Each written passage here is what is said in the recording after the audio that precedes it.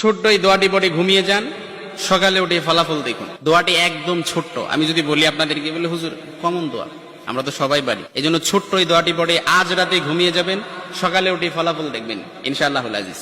আপনি মাথা থেকে বোঝা নামিয়ে ফেললে যেরকম হালকা হয়, আপনি এরকম হালকা মনে করবেন।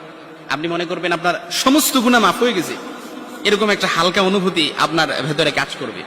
খুশির জন্য মনে হয় না?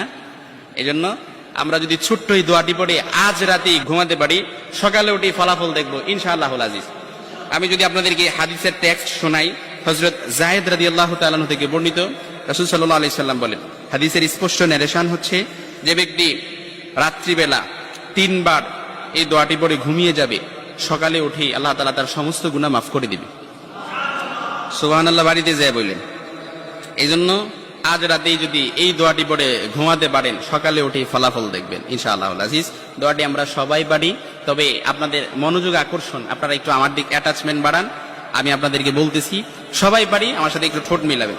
আস্তাগফিরুল্লাহাল্লাযী লা ইলাহা ইল্লা হুয়াল হাইয়ুল কাইয়্যুম ওয়া আতুবু ইলাইহি লা হাওলা ওয়ালা কুওয়াতা ইল্লা বিল্লাহিল আলিয়্যিল আযীম।